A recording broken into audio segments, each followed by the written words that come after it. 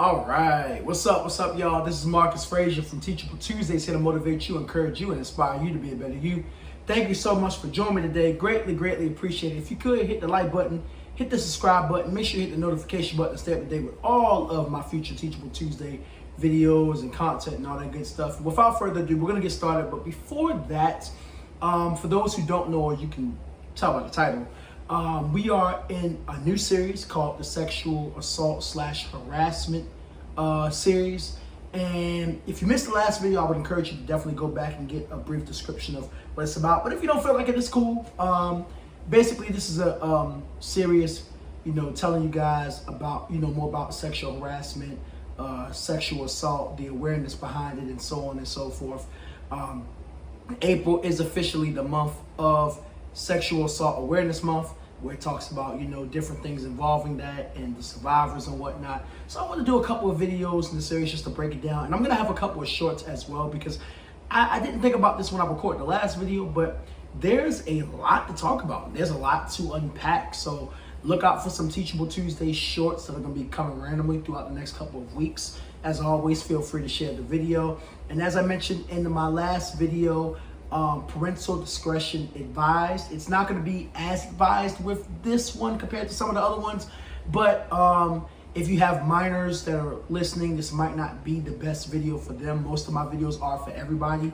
I mean, if you're a teenager, I would say cool, you're good to go. But I think anything below a certain age, like maybe 13, 14, 15, I would say probably even 12, knowing how things go these days, might not be appropriate if you don't have an adult listening with you. But without further ado, we're gonna go ahead and get started. So today, we're gonna be talking about sexual harassment. What I decided to do is, in this video, I'm gonna break down sexual harassment and some examples and what that looks like. I kind of did it briefly last video. I'm gonna go into more detail. And in the next video for next Tuesday, we're gonna go into sexual assault, okay? So what is the definition of sexual harassment? We're gonna start there. The definition of sexual harassment is when you are distributing behavior vocally or via text message or social media, maybe Messenger or DM, and it is unwarranted sexual behavior. Now, this is not based on physical actions. We can do physical actions, that's more so on the assault side. So we're going to talk about that next week. Right now, we're just talking about verbal, through word of mouth, like word of your mouth, text message, DMs, so on and so forth, right? So some examples of sexual harassment would be, and I'll give you some cases. Mind you, I'm making up these cases on the fly. This is not a situation that I've experienced or that I've seen happen, but I'm pretty sure that somebody that's watching this video knows somebody who's experienced this, or God forbid you've experienced this yourself. Let's say you are texting someone that you might have a little bit of interest in, right? Let's say you're a man and you're texting a woman, or let me rephrase that, you're a woman and you're texting a man, you guys are getting to know each other, so on and so forth, and he sends you an unsolicited body part picture of his private area, right?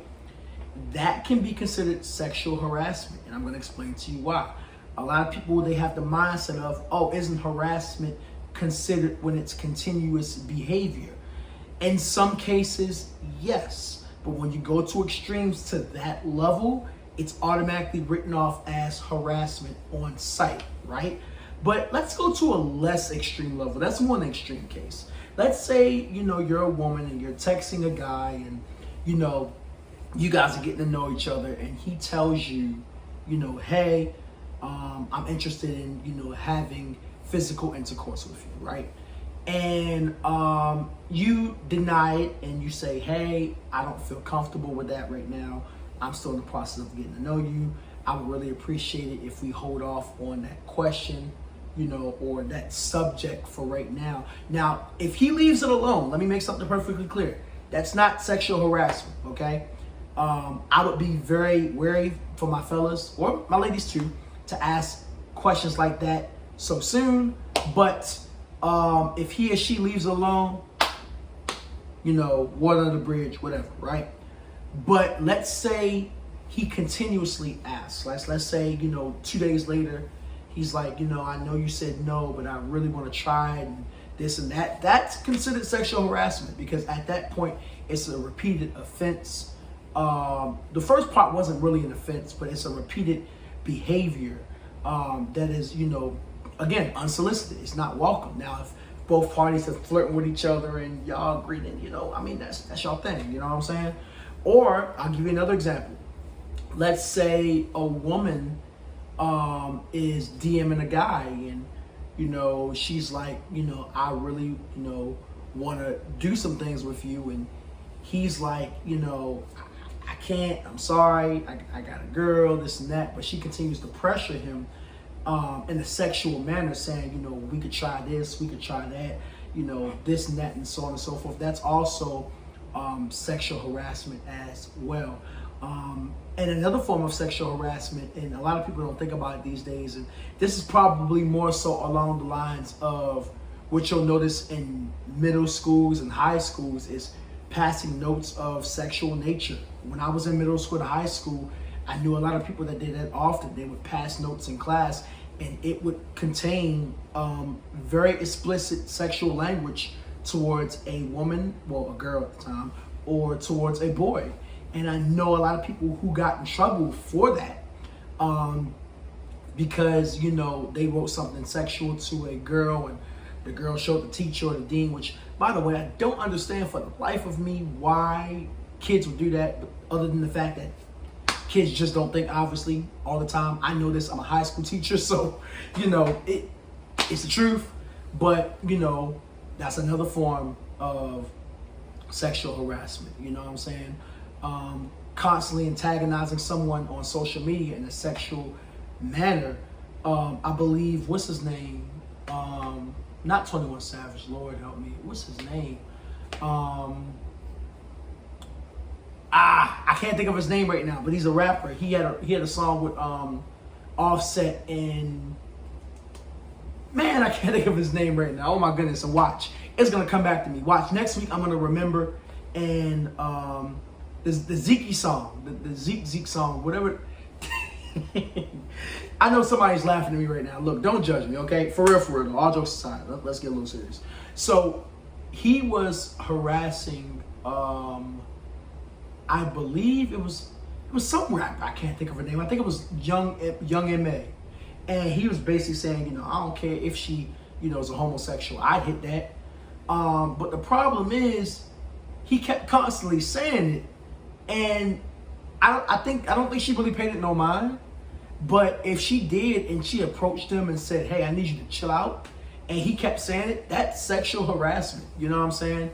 And like I mentioned in the last video, you can get in big trouble for sexual harassment. You won't get in much trouble as sexual assault, but it's still not a good thing. Still something that shouldn't be done. All right? Listen, I always tell people all the time, when you're engaging in conversation and the conversation leads to the physical side, I want you to always remember that it's important to gauge where the conversation is going. I feel like if that's somebody that's your girlfriend or boyfriend, or definitely someone that's your husband or wife, and you get a little bit on the physical type of conversations, especially if you're married, it's free game once you're married, then, hey, have some fun, send some flirty messages, and go all in, hey, spice it up the way you want to. But don't have those type of conversations with someone that you're just getting to know, or someone that you're not even on that level for real. Because number one, outside of the sexual harassment portion, that could be a very good way to end something that could be potentially great. Maybe you could have something going relationship-wise with that person and not even realizing it, but then you using certain types of languages may mess that up. Or you guys could have had a good friendship or whatever, and you said something slicking off the wall. Next thing you know, you done lost a friend. And that's best case scenario. Shoot, worst case scenario, if they got receipts, they reporting you to the police. You know what I mean? So you just want to make sure you're being careful with that. A lot of people don't treat sexual harassment as seriously as sexual assault, but I'm here as a man and as a, overall, what I try to be, a decent human being, to let you know that it is just as wrong as assault, okay? Any unsolicited behavior, whether it be vocal or physical or written or typed, it does not matter. If it's not warranted, don't do it. If you don't know the person, don't do it. The number one story that I hear on social media all the time that kind of grinds my gears, and I see this more so with men than women, but I'm pretty sure women do this as well, is when you in somebody's DMs and you're sending them unsolicited body part pics. Like, bruh, you don't know that woman. Sis, you don't know that man. Stop. And I'm not talking about like spam accounts, because we know spam accounts all over social media. But I'm talking about you just randomly hit somebody that you think is cute, and you think all of a sudden it's cute for you to send a you know what pic. Like, no, bruh. No, that ain't cool. That ain't smooth. That ain't the way to do it. You know what I'm saying? Like, even on dating apps. Let me talk about that real quick before we get on out of here. Dating apps. Sexual harassment can be viewed on dating apps too. If you are asking for sexual advances on dating apps and he or she says, you know, I'm not really interested in that, and you keep pushing the button, that is sexual harassment. That can get you in trouble by the police. And if it doesn't get you in trouble by the police, and let's say they don't report it, it can get you banned from dating apps, because they do have features on dating apps to where they can ban you if you're causing problems. If, you know, people can legit report you. And also in some dating apps, from what I've heard, people can rate you. And if they rate you at a very low level, yeah, that can deter a lot of people away and deter your success from, you know, getting a potential partner, you know, romantic partner on a dating site. Which, by the way, I'm not really a big fan of dating apps, to be real with you, but that's a whole nother conversation for a whole another day. But anyways, we're gonna wrap this video up. I don't want to ramble and go on too long, but that was kind of the general, basic, surface level of sexual harassment. But I hope you guys get the point. I hope you guys understand. Oh, one more thing I want to address real quick before I go. I almost forgot. So what should you do if you are sexually harassed? Number one, I would say report it, right? Make sure you always report.